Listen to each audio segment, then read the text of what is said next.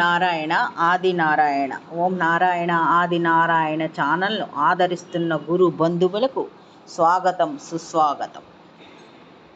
ఓం నారాయణ ఆది నారాయణ. ఓం శ్రీ భగవాన్ వెంకయ్య స్వామి నమ. ఆశ్రిత జనరక్షకుడు, దీనజన బాంధవుడు శ్రీ భగవాన్ వెంకయ్య స్వామి వారి పాద పద్మములకు నా ప్రణామములు. సమస్త సగుణ రూప నిర్గుణ రూప గురుదేవుల పాద పద్మములకు నా నమస్సుమాంజలి.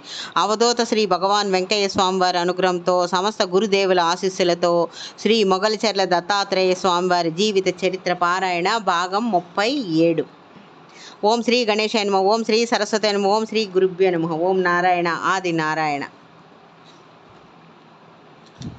శ్రీ స్వామివారు మొగలిచెర్ల దత్తాత్రేయ స్వామివారు తనకు ఈశ్వరాజ్ఞ అందిందని, ఇక ఒక్క క్షణం కూడా శ్రీధర్రావు గారి ఇంట్లో ఉండడం కుదరదని ఆ తెల్లవారుజామునే తేల్చి చెప్పేశారు. ప్రభావతి గారు మనసు నొచ్చుకున్న శ్రీ స్వామివారు తాను ఇక జాగు చేయకుండా వెళ్ళిపోవాలని నచ్చ చెప్పారు.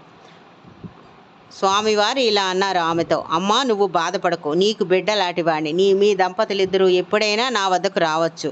తల్లివి నువ్వు, నిన్ను చూడాలనిపిస్తే నేను వస్తాను, ఇప్పుడు మాత్రం వెళ్ళి తీరాలి, తప్పదు అని అన్నారు దృఢస్వరంతో. శ్రీధర్రావు గారు ప్రభావతి గారిని లోపలికి తీసుకెళ్ళి ఇలా అన్నారు, ప్రభావతి ఆయన వెళ్ళదలిచారు, మనసులో ఏముందో మనకు తెలియదు, వారు కోరిన విధంగానే మనం కూడా గౌరవంగా పంపుదాం అని అన్నారు. ఆమె ఇలా అన్నారు, అది కాదండి, ఆయన ఏమన్నా చపల చిత్తులా ఏమిటి ఈ జాములో అన్న ప్రభావతి గారి మాట పూర్తి కాకముందే శ్రీధర్రావు గారు ఇలా అన్నారు, బాల ఉన్మత్త పిచాచ వేషాయ అని చదువుకున్నాం అవధూతల గురించి.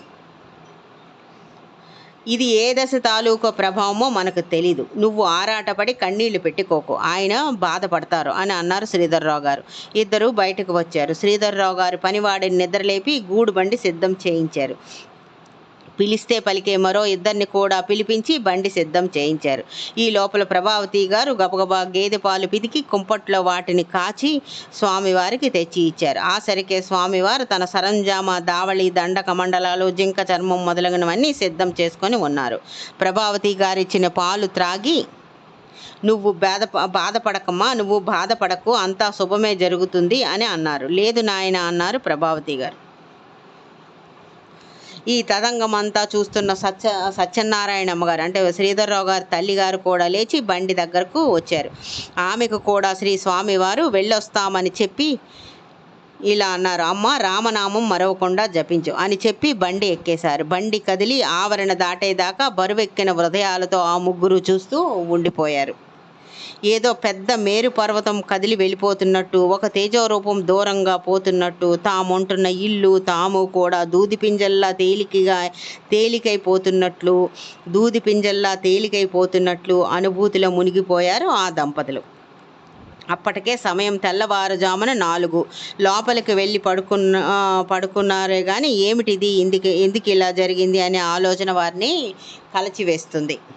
ఉదయం 8 గంటలకల్లా మనుషుల్ని పిలిపించి కొంచెం లావుగా ఉండే చిల్ల చెట్టు కొయ్యలు కొట్టించి, సజ్జ చొప్పను తెప్పించి, తాటాకు కూడా తెప్పించి, ఇంకొక బండిలో సర్దించి 5 మనుషులను బండి వెంట పంపుతూ వీలైనంత త్వరగా పకీరి మాన్యంలో శ్రీ స్వామివారు కోరుకున్న చోట పాక వేసి ఆయన్ని అందులో ఉంచే ఏర్పాటు చేయమని చెప్పారు శ్రీధర్రావు గారు.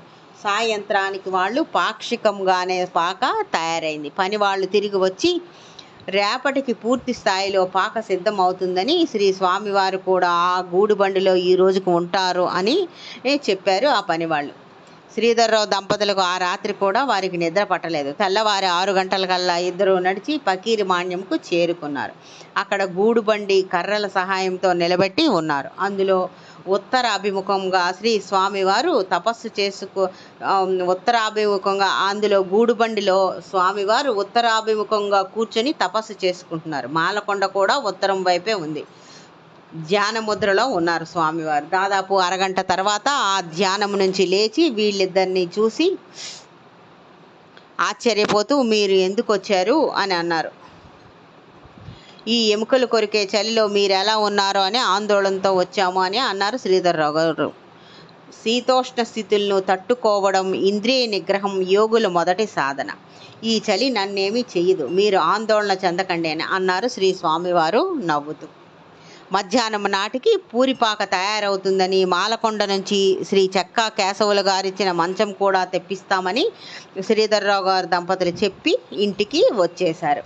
ఇంటికి రాగానే మార్నేని లక్ష్మీ నరసింహ అనే అబ్బాయిని పిలిచి, ఈ లక్ష్మీ నరసింహం శ్రీధర్రావు గారు కుమారుడు, ఆ వయసు ఉన్న అబ్బాయి అనమాట. ఈ స్వామి వారికి ఆ అబ్బాయికి మార్నేని లక్ష్మీ నరసింహం అనే అబ్బాయిని పిలిచి శ్రీ స్వామివారి తినే ఆహారం పెసరపప్పు కలిపి బియ్యంతో కలిపి వండినది అది ఇచ్చి పంపారు. శ్రీ స్వామివారు ఆహారం తీసుకొని వీలైతే శ్రీధర్రావు గారిని రేపు వచ్చి కలవమని ఆ అబ్బాయితో చెప్పి పంపారనమాట. శ్రీ స్వామివారు యథావిధంగా తన ధ్యానం చేసుకుంటూ గూడుబండిలోనే సమాధి స్థితిలోకి వెళ్ళిపోయారు. పాక వేస్తున్న పనివాళ్ళు సైతం విస్తుపోతున్నారు. సాధకులు, యోగులు, అవధూతలు వీళ్ళ తపస్సుకు ప్రకృతి కూడా సహాయం చేస్తుందేమో. లేకుంటే దిగంబరంగా ఒక నిర్జన ప్రదేశంలో అత్యంత శీతాకాలంలో కూడా ఏమీ చలనం లేకుండా సమాధి స్థితిలోకి వెళ్ళిపోవడం సామాన్యులకు సాధ్యమా? ఓం నారాయణ. ఆది నారాయణ.